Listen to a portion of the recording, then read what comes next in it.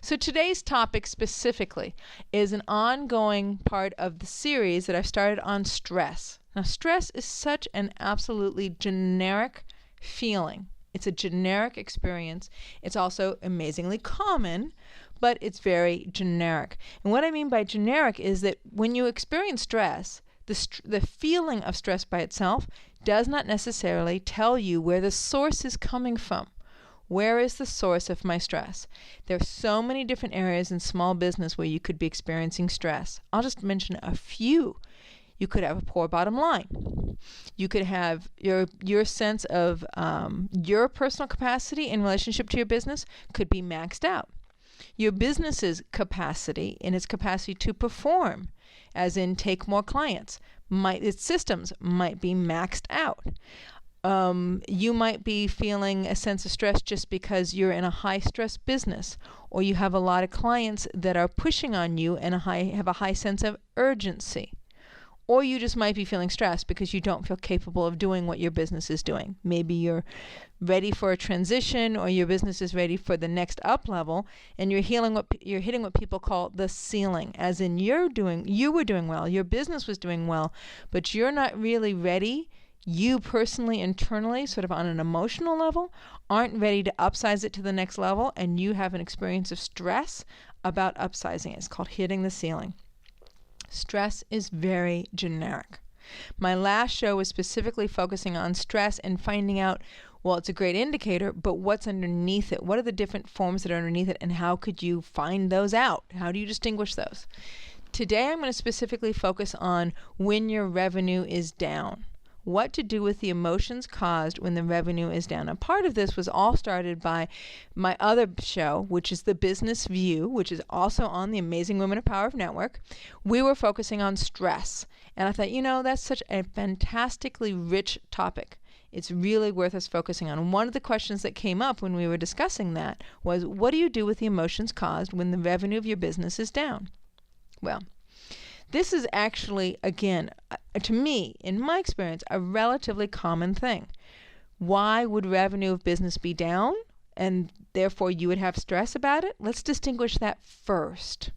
Revenue can be down in a business not because you're actually having a bottom line problem, i.e., at the end of the year, your business didn't make enough money or your business is negative cash flow. Right? You might be having a lot of stress about the bottom line because, one, you need your business to give you more money to take home. And the stress is actually related to the home expenses and not the business expenses. That's one. Two is you might have a seasonal flow in your business that you may not be conscious to. Or if you're conscious to, you may not fully be aware of how to reserve for. As in, every holiday, maybe your business goes up, or maybe your business goes down. I have, one client who had a distinctly seasonal business where every holiday her business went up because she was a dog kennel owner. I have another client where every holiday season, November and December and early January, her business goes down because she's a consultant and people are busy doing holiday activities, not necessarily business consulting activities. You see, either one, the seasonality isn't necessarily always good, always like every holiday season my business goes down. It's really dependent upon your particular business. You need to take the time to differentiate within your business the seasonality. So, and then of course there is that the bottom line is not enough in your company. Your company's actually losing money, and it might be losing money either because it's actually not making enough income to pay you, i.e., there is no profit for you to take home as a small business owner, or it's actually costing you money and you have to put money into the business in order to maintain it. Right? So there's three different forms. First, having to do with you needing more money from your business, which is really more of a problem I would say, potentially, is a problem on the personal budget front, potentially. Need to spend some time with that. The second is the seasonality fluctuations in your business. And the third is that your business actually isn't making enough money for you to take any money home, or it's actually got more expenses than income, and therefore you're actually putting money into the business to keep the money flowing. Okay. How do you distinguish this? Distinguishing it is not overly difficult, but it does take being able to access your books. Okay? So let's deal with the first one. If you're bringing home a budget from your business, if you're actually bringing home, let's say your business makes $10,000 a month, right? And you're actually bringing home to cover your home expenses $5,000. Your home expenses need more than $5,000. Okay? Can you get your home expenses to be less? But Christina, you don't understand. I mean, I hear this from you, the small business owner, but Christina, you don't understand. I can't cut expenses at home, or I can't cut expenses at my business. It's like, and it's really hard to know for some business owners because they feel like there's such variability with their business. It's like, well, sometimes I bring money home and sometimes I have to put money in. It's like, well, how do I distinguish that? It's all in the accounting. You know me, I always get back to the raw grassroots or bare bones, the raw bare bones indicators. It's always in the accounting. Monitor yourself for 3 or 6 months, preferably 6 months to a year, truth be told. And the question is, in the end result, when you accumulate how much money you've put in and how much money you've pulled out, which direction is it going? Are you getting more money out of your business, or are you putting more money into your business? Because that tells you if you're getting more money out of your business, then you're bringing money home, and your business isn't bringing you enough money to support your home lifestyle. Okay? If you're putting more money into your business, then it's actually bringing home to you. Then you actually have more expenses in your business than you have income coming into your business. So that distinguishes problem 1 from problem 3. Now, the seasonality is the thing that can be very funny. The seasonality is, well, can I, and this takes years. I like to look at years, preferably 3 years to 5 years worth of data broken down by month.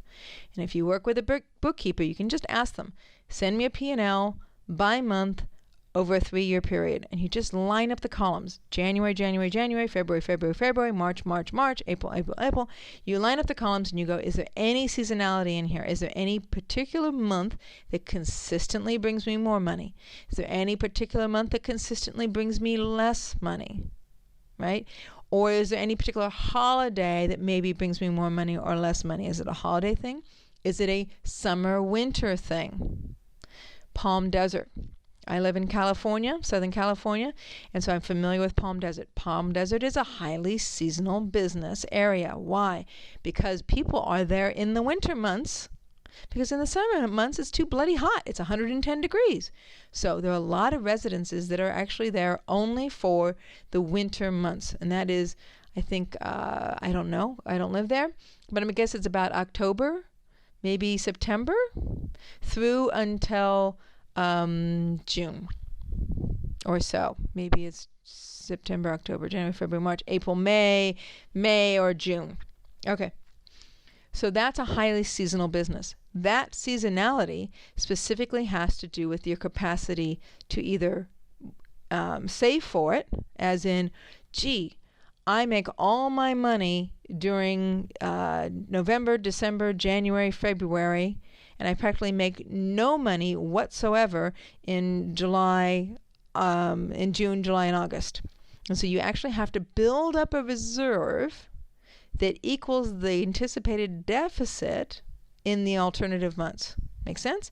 So if you earn $10,000 a month and you need to actually reserve for your business costing you $5,000 a month in those off months, so in your peak months where you're hopefully earning more than 10, let's say on average your business earns 10, and in those peak months you each earn 15, right? So you want to reserve 5,000, 5,000, 5,000 because you need that 5,000 for June, July, August. So November, December, January, you have to reserve 5,000 each month to cover the lack of cash in the summer months of August, September, October, July, August, September, to cover the $5,000 loss that your business has due to seasonality. At the end of the day, at the end of the year, is when you're able to tell, is my business actually making money even though I have a distinctly seasonal business? In Palm Desert, the seasonality is so strong that there are many businesses that actually close their doors, don't pay any wages to anybody, don't pay any air conditioning, don't pay any utility, but pay rent. They'd prefer to close their doors than run an operating loss in those dead months during the height of the heat. So that's a very seasonal business. And if your business is one of those, it's good to really know it. So that's how you distinguish out those three. As a small business owner, the stress that you experience is a very generic indicator. The question is, what is it really indicating to you? My previous show was on stress. This show is on stress. The show, what I'm focused on specifically, the topic I'm specifically focused on in this show for you, my listener, is having to do with what do you do with the emotions caused when revenue is down. And the first part of the show, I covered 3 different examples of how revenue can be down and how you can distinguish out which one of those your particular revenue problem is. Now, this part of the show, I specifically want to talk about your instinct in relationship to spending.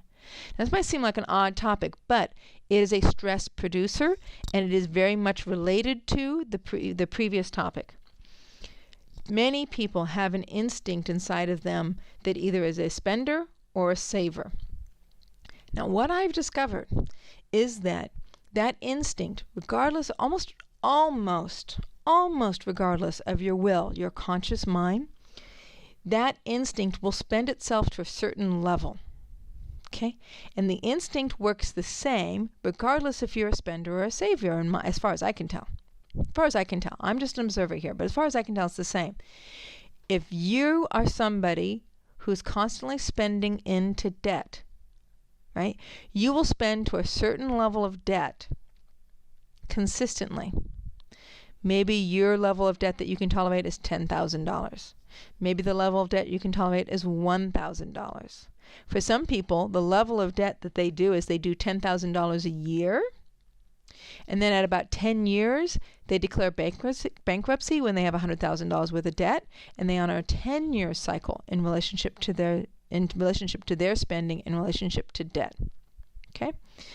Some people, and this is actually progress, if I deal with somebody who's like $10,000 a year is overspending, some people spend to exactly zero.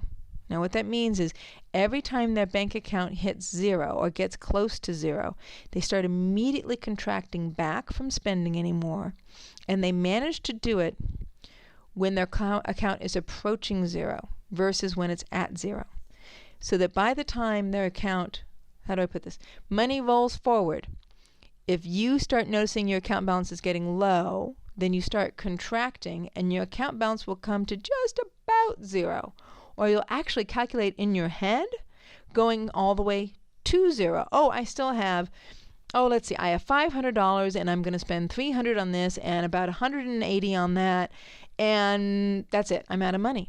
You see, you calculated to almost exactly zero. That's the instinct level. Instinct level can go to zero. It can go to negative 1,000. It can go to negative 10,000, right? As in, what does a negative 10,000 person do?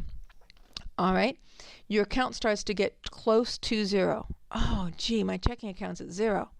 Well, I'll just put it on my credit card and I'll pay off my credit card when I get that next paycheck or when I get the next blah, blah, blah.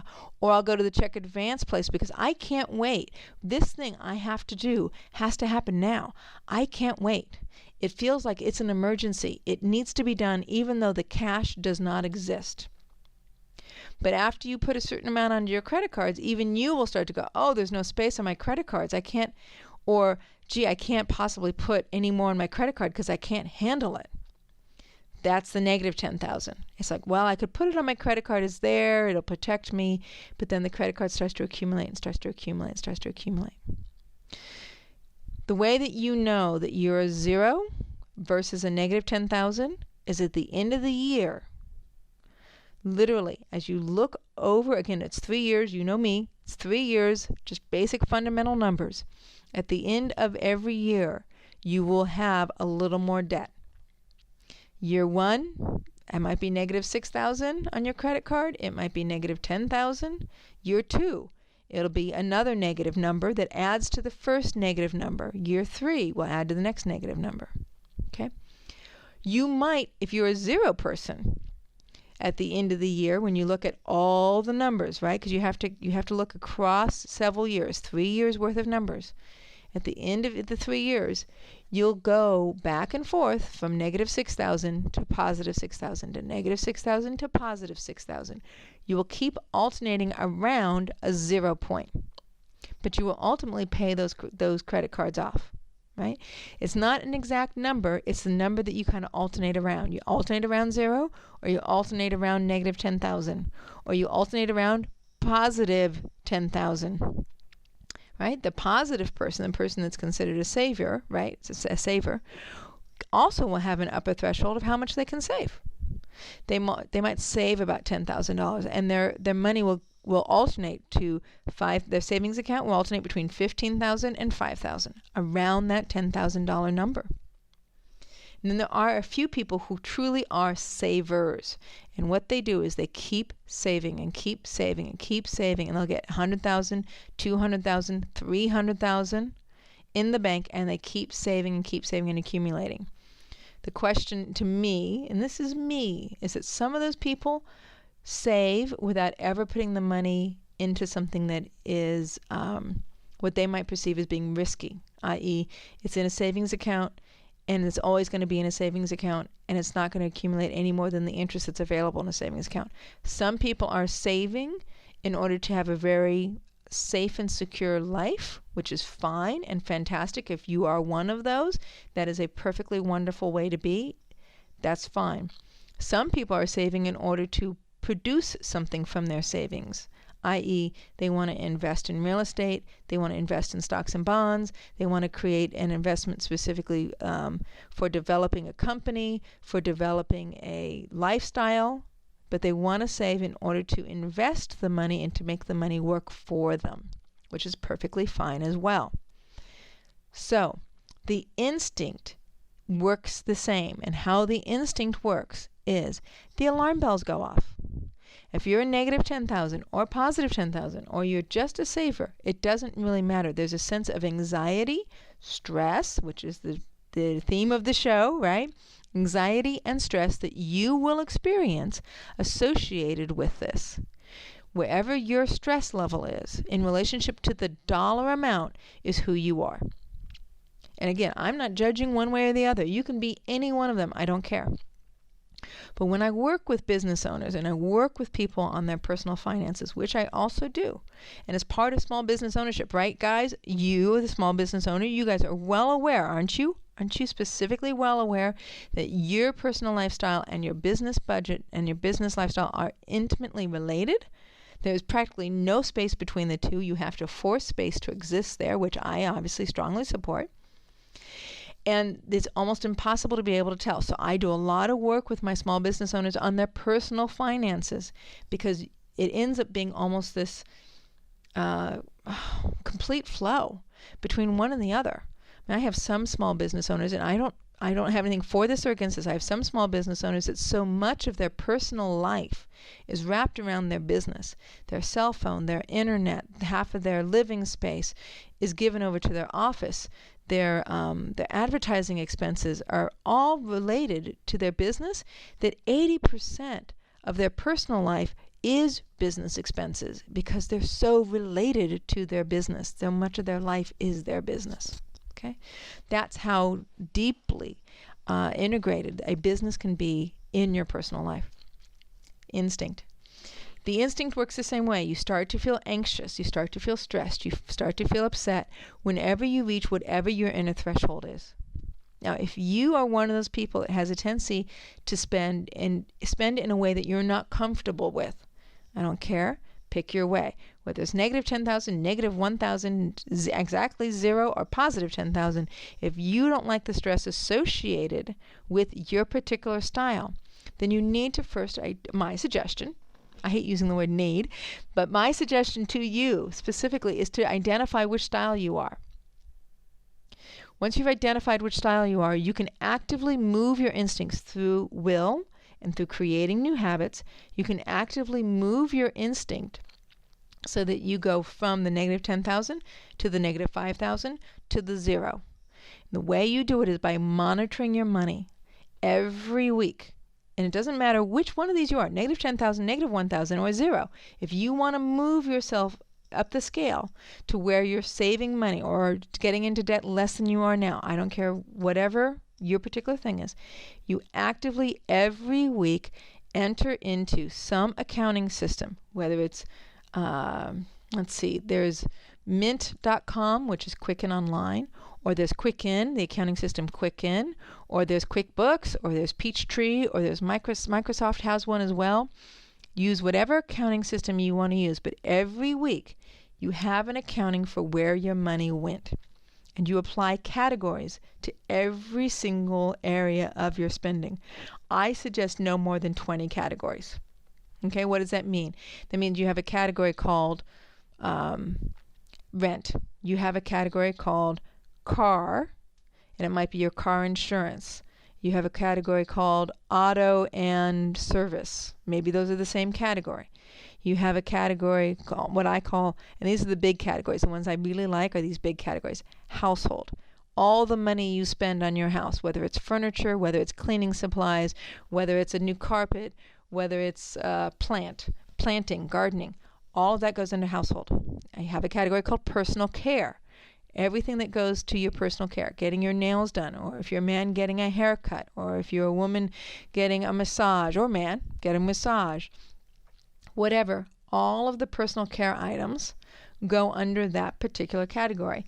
I will even put in shampoo and makeup and cosmetics. Cosmetics like face supplies, as in washing your face, and moisturizers, cosmetics as in makeup, all of that I'll put under personal care. Okay, that way you have large grouping categories. Dining, which is any form of eating out, whether it's your Starbucks coffee in the morning or whether it's a restaurant, all of it goes under dining. No more than 20 categories, because it's hard to keep more than 20 categories in your head. If you don't have enough categories, then you don't know what you're spending on. You want to address every week, where is your money going? And every week you want to see what the biggest single category is, and then category 2 and category 3, potentially up to 5 categories.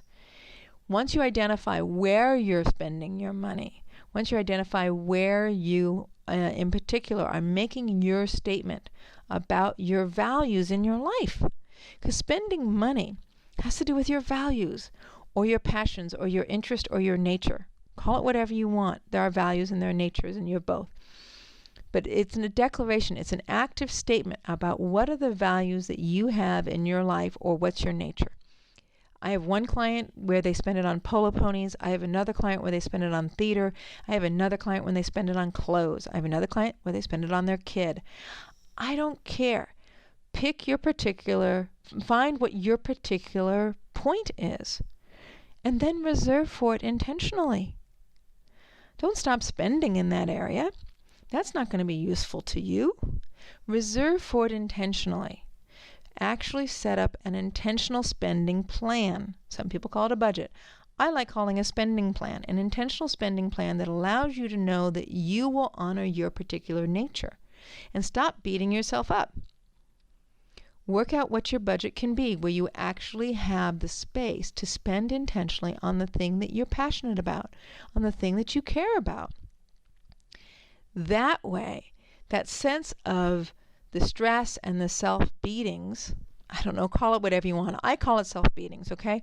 But the stress and the sense of self-beating, which is what I have gone through, that way you can be relieved of that and get on the positive side of your relationship around money. When you get on the positive side of your relationship around money, then you can move your instinct. When you observe your instinct by every week, keeping an accounting of where you do your particular spending, where has it gone, where are the pulls on you, where is the space inside of you where you go, whether I have money or not, I'm going to spend on this, right? Whatever that space is inside of you, might be family, might be animals, it might be looking good in clothing. I'm not judging, I'm offering categories. Whatever that is inside of you, find out what it is, because it is the thing that will allow you to go beyond the 0 point, or beyond the positive point, or beyond the saving point, whatever you want to call it. Identify it. Keep your mind on it. That sense of keeping your mind on it, keeping your awareness on it, will start to adjust your instinct level. It will make your instinct level, hopefully, feel heard and feel more positive if you're making reserves for it, if you're making plans for it getting what it needs. But just the act of observing it by keeping your accounting every week will just shift the pattern. Even if you don't budget for it, it will start to shift the pattern by itself. So you want to observe for it, and then you want to reserve for it. Between the two, you can start consciously moving yourself forward, especially if you have an accountability partner, whether that's a coach, like I am, or whether it's your husband or your wife, or whether it's your son or your daughter, somebody who can work with you where you're able to confirm with them where you have spent your money or not. It doesn't have to be every week. It can be once a month. It can be once a quarter. But the more you keep that accountability partner, the more you keep them updated, the better and faster your progress will move. So, how does this relate? How does this relate specifically to business? Is that you'll run your business the same way. Your business will have exactly the same features to them. I happen to focus on your personal budget here, in my mind at least, during this show and during what I'm describing to you. But businesses, your relationship with your business will operate exactly the same way. There will be a category inside your business that you will always feel like that you have to spend money on, whether you have money for it or not.